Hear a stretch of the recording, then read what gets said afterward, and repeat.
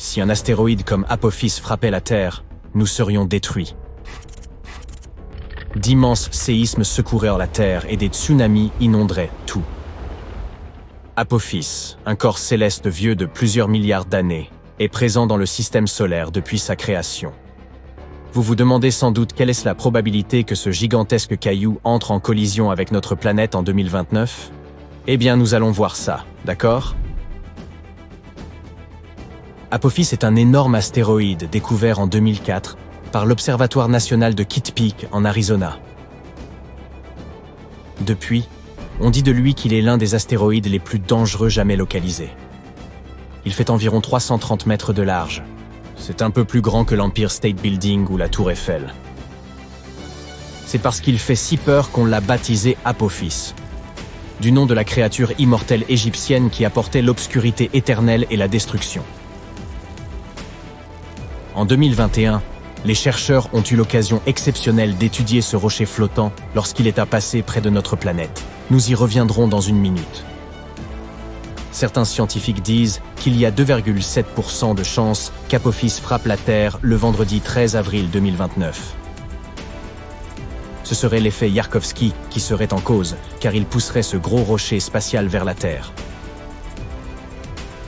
Cet effet provient de l'émission inégale de photons thermiques, dont le résultat est une force inimaginable s'exerçant sur l'objet touché. Ces photons exercent une poussée immense et jouent un rôle essentiel dans la dynamique du corps en question. L'astéroïde possède deux faces, une sombre et une claire, tout comme la Lune. La face claire est tournée vers le Soleil et est plus chaude que la face sombre. Mais l'objet tourne lui-même, de sorte que ses faces changent constamment de direction et de température. Ces changements n'ont rien de bon, car ils poussent légèrement Apophis vers la Terre. Malheureusement, personne ne sait comment l'effet Yarkovsky influencera la trajectoire de l'astéroïde. D'autre part, lors du dernier passage de l'astéroïde près de la Terre en 2021, les astronomes ont utilisé des radars pour prendre des mesures précises de sa trajectoire, et ils ont pu conclure qu'Apophis passera à environ 3200 km de la Terre en 2029, et ne nous dérangera plus pendant au moins 100 ans. En général, tous les 8000 ans, notre planète est touchée par une étoile filante de dimension similaire à celle d'Apophis. La dernière fois que nous avons été frappés par un météore légèrement plus petit, c'était en 2013. Un nouvel engin spatial développé par la NASA, appelé OSIRIS-REx, a été lancé en 2016 pour collecter des échantillons sur un autre corps céleste légèrement moins terrifiant, Bennu. 4 ans plus tard, il a finalement atteint l'objet visé, a pris quelques échantillons, a rapidement dit au revoir à Bennu et est retourné vers la Terre. Les échantillons ont été stockés en toute sécurité dans une capsule déposée dans l'Utah. Jusqu'à présent, il s'agit de l'échantillon le plus significatif jamais prélevé sur un astéroïde. Après sa livraison, le vaisseau n'a pas perdu de temps et s'est lancé à la poursuite d'Apophis. Pour cette mission, OSIRIS-REx a été renommé OSIRIS-APEX et il joue actuellement à chatte avec Apophis. Avec un peu de chance, le 2 avril 2029, lorsque l'astéroïde passera près de la Terre, la sonde spatiale atteindra Apophis pour s'y poser. Elle restera dessus pendant 18 mois, collectant des informations précieuses et prenant des milliers de photos. L'astéroïde sera surveillé à l'aide de puissants télescopes. À un certain moment, Apophis sera trop près du Soleil, et c'est alors OSIRIS-APEX qui s'occupera de le surveiller. Si vous vivez en Europe, en Asie de l'Ouest ou en Afrique, vous faites partie des chanceux qui auront l'opportunité unique dans une vie de voir Apophis à l'œil nu. Il sera visible dans le ciel de ces régions en 2029, et ceux qui ont des télescopes pourront à nouveau l'apercevoir en 2036. OSIRIS-APEX va certainement rencontrer quelques problèmes, car l'astéroïde a une croûte épaisse et l'engin spatial ne sera pas en mesure de collecter des données aussi facilement que sur Bennu. OSIRIS-APEX possède un propulseur unique qui soufflera toute la poussière d'Apophis lors de son atterrissage. Ce sera une occasion parfaite pour analyser la surface de l'astéroïde et pour voir de quoi il est fait. La sonde passera 1 an et demi à cartographier l'astéroïde en essayant de détecter des changements dans sa forme. Toutes ces recherches montreront comment le corps céleste se déplace et nous aurons une meilleure idée de comment protéger notre planète de tels objets. En 2025, La NASA va également lancer la mission Apophis Pathfinder, et ce sera le premier vaisseau spatial à jamais toucher cet astéroïde. Il atterrira environ 1 an après son lancement. De plus, la NASA a proposé d'envoyer un essaim de petits engins pour permettre à l'humanité de développer des tactiques de protection efficaces contre les impacts d'astéroïdes. Nous savons qu'Apophis provient de la ceinture d'astéroïdes principale située entre Mars et Jupiter.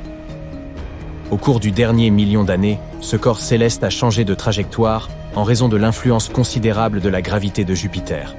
Maintenant, il semble favoriser davantage le Soleil, ce qui veut dire que cet astéroïde est très proche de la Terre. C'est pourquoi il est classé parmi les corps célestes voisins de notre planète.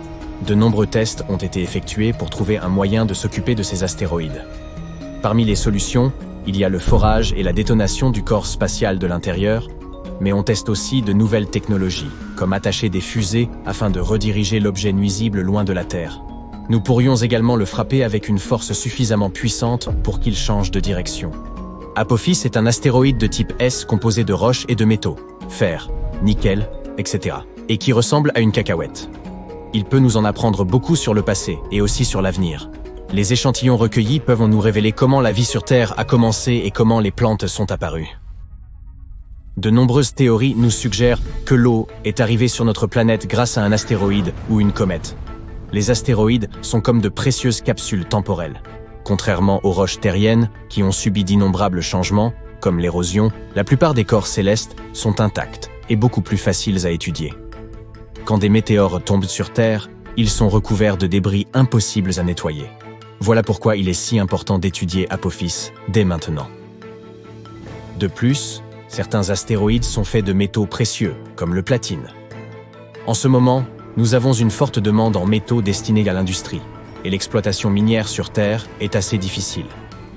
Un seul grand météore pourrait nous fournir en fer, en nickel, en or et en platine pour des millions d'années. Si Apophis contient tous ces métaux, il nous faudra le décomposer et le ramener sur Terre. Un seul astéroïde pourrait valoir des milliards de dollars. L'exploitation minière spatiale serait alors extrêmement rentable. Pourtant, cela nous coûterait plus cher de le ramener sur Terre que d'extraire ces matériaux ici. Avec le progrès technologique et le développement de nouveaux types de fusées, ce sera peut-être un jour possible. Donc, même si nous n'avons rien à craindre d'Apophis pendant encore une centaine d'années, il nous faut quand même savoir ce qui se passerait si un tel impact se produisait. Allez, avouez-le, vous voulez savoir. Eh bien, laissez-moi vous dire que vous entendriez un énorme bruit et que vous sauriez qu'une catastrophe est arrivée même à des kilomètres de distance. Il vous faudrait partir de chez vous immédiatement. Peu après l'impact, de violents séismes se produiraient et les immeubles tomberaient comme d'eux-mêmes. Se tenir à l'écart des villes serait probablement la meilleure chose à faire. Mais il ne faudrait pas fuir en voiture. Il y aurait d'énormes embouteillages et tout le monde paniquerait. Vous déplacer à pied ou à vélo serait votre meilleure option dans ce scénario. Un moyen de transport privilégié serait l'avion. Du coup, si vous avez toujours rêvé d'obtenir votre brevet de pilote, vous avez maintenant une bonne excuse. Il vous faudrait aussi prendre de quoi manger et de quoi boire, et une paire de chaussettes en plus. Vivre près de l'océan ou de la mer est agréable. Mais dans ce scénario, il n'y aurait pas pire endroit. D'énormes vagues frapperaient en effet les côtes après l'impact. Loin de la zone d'impact, les tsunamis pourraient en prendre jusqu'à 30 heures pour arriver. Ça vous laisserait un peu de temps pour vous préparer.